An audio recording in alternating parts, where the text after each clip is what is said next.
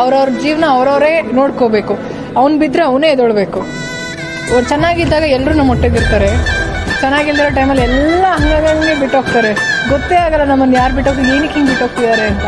ಅವಾಗ ಗೊತ್ತಾಗತ್ತೆ ನಾವೊಬ್ಬರೇ, ನಾವೇ ಏಕಾಂಗಿ ಅಂತ ಜೀವನದಲ್ಲಿ. ಸೊ ನಮ್ಮ ಹೆಲ್ತ್ ಆಗಿರ್ಬೋದು, ನಮ್ಮ ಲೈಫ್ ಆಗಿರ್ಬೋದು, ನಮ್ಮ ಫ್ಯಾಮಿಲಿನ ನಾವೇ ನೋಡ್ಕೋಬೇಕಾಗುತ್ತೆ.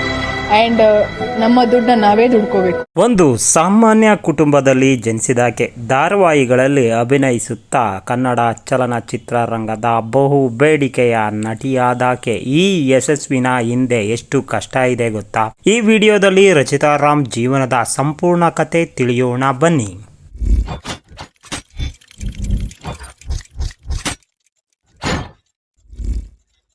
ರಚಿತಾ ರಾಮ್ ಅವರ ಹುಟ್ಟಿದ ಹೆಸರು ಬಿಂದು ರಾಮ್ ಎಂದು. ಅವರು ಹುಟ್ಟಿದ್ದು ದಿನಾಂಕ 3 ಅಕ್ಟೋಬರ್ 1992ರಲ್ಲಿ. ಬಂಧುಗಳೇ, ಅವರ ಜನನ ಆಗಿದ್ದು ನಮ್ಮ ರಾಜ್ಯದ ರಾಜಧಾನಿಯಾದಂತಹ ಬೆಂಗಳೂರಿನಲ್ಲಿ.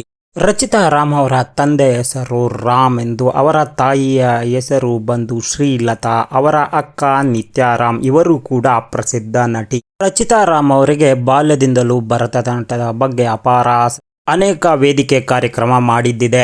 ಅರಸಿ ಧಾರಾವಾಹಿಯ ಮೂಲಕ ರಚಿತಾ ರಾಮ್ ಅವರು ಬಣ್ಣದ ಲೋಕಕ್ಕೆ ಪ್ರವೇಶ ಪಡೆದರು. ಅದ್ಭುತ ಅಭಿನಯದ ಮೂಲಕ ಚಲನಚಿತ್ರಕ್ಕೆ ಆಯ್ಕೆಯಾದರು. 2013ರಲ್ಲಿ ಬಿಡುಗಡೆಯಾದ ಬುಲ್ಬುಲ್ ಸಿನಿಮಾ ಮೂಲಕ ನಾಯಕ ನಟಿಯಾಗಿ ನಮ್ಮ ದರ್ಶನ್ ತೂಗುದೀಪ್ ಅವರ ಜೊತೆ ಸ್ಕ್ರೀನ್ ಹಂಚಿಕೊಂಡು ಈ ಚಿತ್ರ ಸೂಪರ್ ಹಿಟ್ ಆಯಿತು. ಇದರ ಮೂಲಕ ಕನ್ನಡಕ್ಕೆ ಒಬ್ಬ ಭರವಸೆಯ ನಟಿಯಾಗಿ ಬಿಟ್ಟರು ರಚಿತಾ ರಾಮ್ ಅವರು. ನಂತರ ರಚಿತಾ ರಾಮ್ ಅವರು ತಿರುಗಿ ನೋಡಿದ್ದೇ ಇಲ್ಲ. ಅನೇಕ ಸಿನಿಮಾಗಳಲ್ಲಿ ಅಭಿನಯದ ಅವಕಾಶವನ್ನು ಪಡೆದರು. ಸಾಲು ದೊಡ್ಡ ಹೀರೋಗಳ ಜೊತೆಯಲ್ಲಿ ಇವರ ಅಭಿನಯದ ಯಾತ್ರೆ ಮುಂದುವರಿಯಿತು. ಕನ್ನಡದಲ್ಲಿ ಹಿಟ್ ಮೇಲೆ ಹಿಟ್ ಚಿತ್ರಗಳನ್ನು ಕೊಡುವತ್ತ ರಚಿತಾ ರಾಮ್ ಅವರ ಹೆಜ್ಜೆ ಸಾಗಿತ್ತು. ನಮ್ಮ ದರ್ಶನ್ ತೂಗುದೀಪ್ ಇರಬಹುದು, ಹಾಗೇನೆ ಸುದೀಪ್ ಅವರಿರಬಹುದು, ಜೊತೆಗೆ ಪುನೀತ್ ರಾಜ್ಕುಮಾರ್, ಹಾಗೇನೆ ರಮೇಶ್ ಅರವಿಂದ್, ಶಿವರಾಜ್ ಕುಮಾರ್, ಧ್ರುವ ಸರ್ಜಾ, ದುನಿಯಾ ವಿಜಯ್, ನೀನಾಸಂ ಸತೀಶ್ ಹೆಸರು ಮಾಡಿದ ನಟರಷ್ಟೇ ಅಲ್ಲದೆ ಹೊಸಬರ ಚಿತ್ರಗಳಲ್ಲೂ ಕೂಡ ರಚಿತಾ ರಾಮ್ ಅವರ ಅಭಿನಯ ಇರುತ್ತಿತ್ತು. ಸಾಲು ಚಿತ್ರಗಳಲ್ಲಿ ಅಭಿನಯಿಸುತ್ತಾ ಸಾಗಿದರು ನಮ್ಮ ರಚಿತಾ ರಾಮ್ ಅವರು. ರಚಿತಾ ರಾಮ್ ಅವರ ಮನೋಜ್ಞ ಅಭಿನಯ ಮತ್ತು ಸಿನಿಮಾ ಒಂದು ಅಪಿಯರೆನ್ಸ್ ಅನ್ನು ಗಮನಿಸಿದ ಕನ್ನಡದ ಜನತೆ ಇವರಿಗೆ ಡಿಂಪಲ್ ಕ್ವೀನ್ ಅಂತಕ್ಕಂಥ ಹೆಸರನ್ನು ಕೂಡ ನೀಡಿದರು. ಸಿನಿಮಾದಿಂದ ಸಿನಿಮಾಗೆ ತಮ್ಮ ಪ್ರಬುದ್ಧತೆಯನ್ನು ಹೆಚ್ಚಿಸಿಕೊಳ್ಳುತ್ತಾ ಸಾಗಿದರು ರಚಿತಾ ರಾಮ್ ಅವರು. ಪಾತ್ರದಿಂದ ಪಾತ್ರಕ್ಕೆ ವಿಭಿನ್ನವಾಗಿರ್ತಕ್ಕಂಥ ಪಾತ್ರಗಳನ್ನು ಆಯ್ಕೆ ಮಾಡಿಕೊಂಡು ಆ ಪಾತ್ರಗಳಿಗೆ ಜೀವ ತುಂಬಿ ಮನೋಜ್ಞವಾದ ತಮ್ಮದೇ ಆದ ಅಭಿನಯ ಶೈಲಿಯನ್ನು ಕನ್ನಡದ ಜನತೆಯ ಮುಂದೆ ವ್ಯಕ್ತಪಡಿಸಿದರು ನಮ್ಮ ರಚಿತಾ ರಾಮ್ ಅವರು. ದಿನಕ್ಕೆ 500 ರೂಪಾಯಿಯ ಸಂಬಳವನ್ನು ಪಡೆದು ಧಾರಾವಾಹಿಗಳಲ್ಲಿ ನಟಿಸುತ್ತಿದ್ದ ರಚಿತಾ ರಾಮ್ ಅವರು ಇಂದು ಒಂದು ಸಿನಿಮಾಗೆ 1 ಕೋಟಿಗೂ ಹೆಚ್ಚು ಸಂಭಾವನೆ ಪಡೆಯುವ ಮಟ್ಟಕ್ಕೆ ಬೆಳೆದು ನಿಂತರು. 2013ರಿಂದ 13 ವರ್ಷಗಳ ಸುದೀರ್ಘ ಸಿನಿ ಜರ್ನಿ ಇದ್ದರೂ ಕೂಡ ಇಂದಿಗೂ ಕನ್ನಡದ ಬಹು ಬೇಡಿಕೆಯ ನಟಿಯಾಗಿದ್ದಾರೆ.